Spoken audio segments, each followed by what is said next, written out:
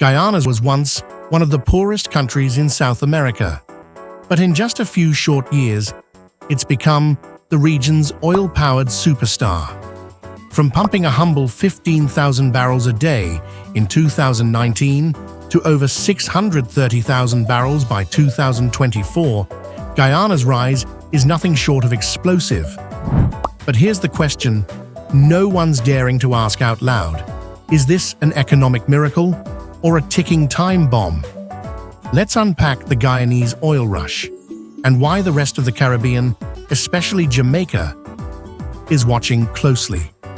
Guyana is a member of the Caribbean Community, CARICOM, a grouping of 20 countries, including 15 member states and 5 associate members, established in 1973 to promote economic integration and cooperation among its members. The strike that changed everything. In 2015, seismic waves didn't just come from the ocean floor. They shook the foundations of Guyana's economy.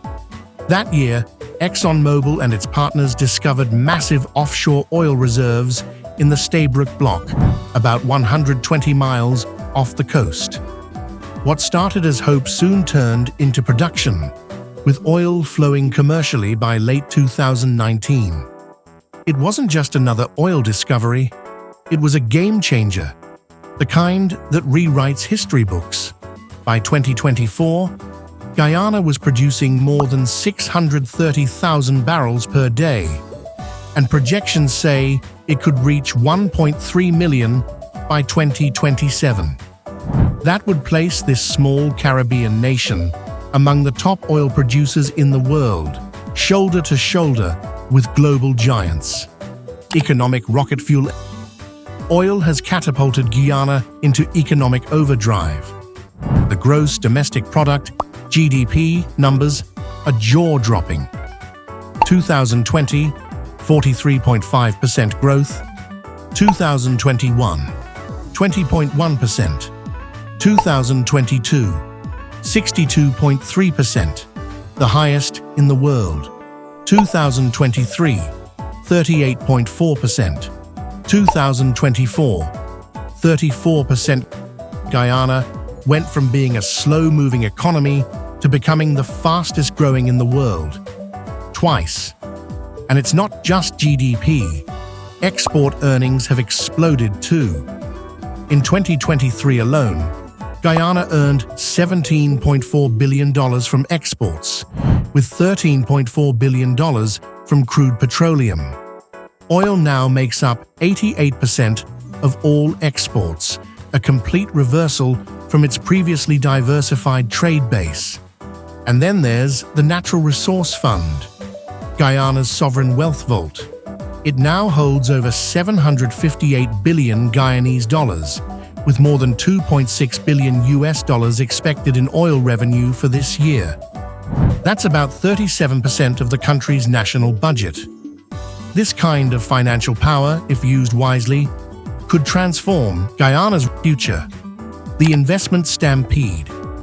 Where there's oil, investors follow. And in Guyana's case, they've come running.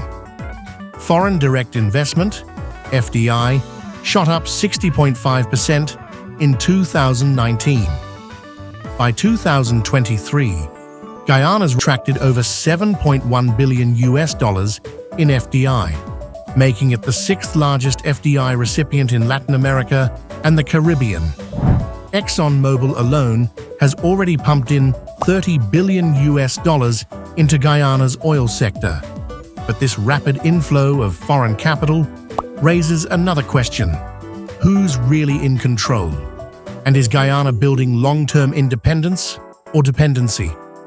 The social trade-off. Rich nation. Poor people. With money pouring in, you would expect streets paved with gold, but not quite.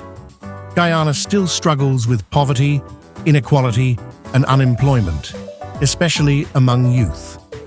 In 2021, youth unemployment stood at 29.9%. And despite the oil boom, many ordinary citizens feel left behind.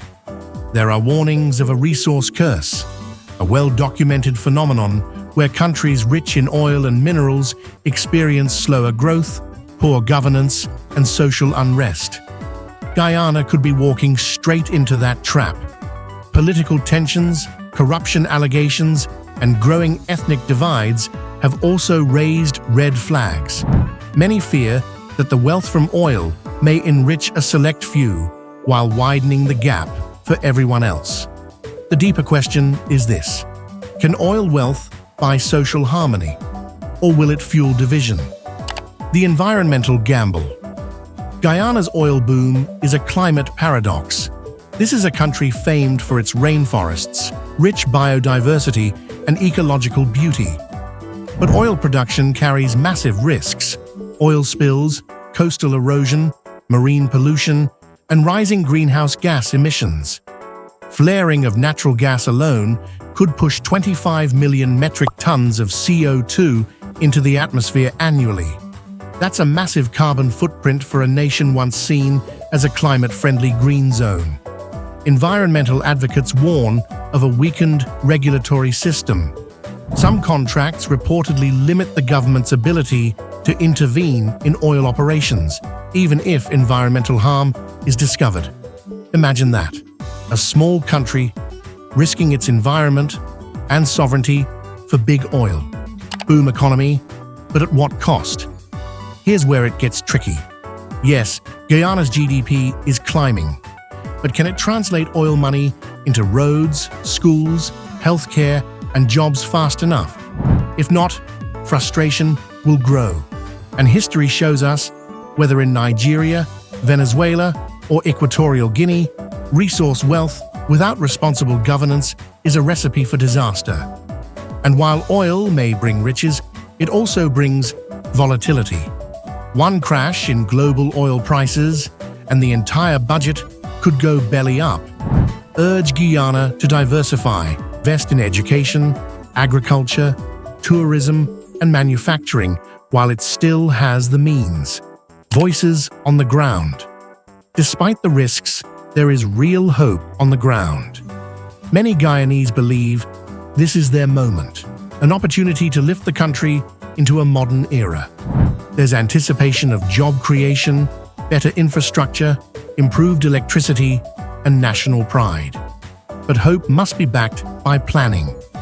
Will there be enough investment in human capital to meet the demands of this new oil economy? Will schools train the next generation of engineers, scientists, and entrepreneurs, or will foreigners continue to dominate the sector? The answers to those questions will decide whether this boom becomes a bubble or a breakthrough. Why this matters to Jamaica and the region. So, what does all this mean for Jamaica? We're watching a neighbor skyrocket in wealth thanks to oil, while we climb the economic ladder slowly but steadily, without the benefit of a black gold jackpot. Jamaica's strategy has been about careful management, not quick windfalls. But Guyana's story holds valuable lessons for us. The importance of governance when wealth surges overnight, the danger of over-reliance on a single sector, and the urgency of social inclusion in national development. Jamaica has had to learn the hard way how to reduce debt, manage inflation, and build a resilient economy. Guyana's now has the cash, but must still build the discipline. It's two different roads to prosperity.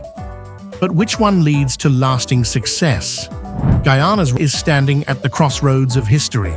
Wealth is pouring in, the headlines are glowing, and the future looks bright but perilous. Is this the Caribbean's next great success story? Or will the dream be drowned in oil? In Chapter 2 of this series, we turn our focus to Jamaica. No oil, no mega boom. But what it does have is a different kind of power, the quiet, disciplined kind that's often overlooked. We'll explore how Jamaica, through sheer resilience and reform, is proving that there's more than one way to build a strong economy. Stay tuned. If you haven't already done so, please like this video and subscribe to our Impacting Jamaica channel today.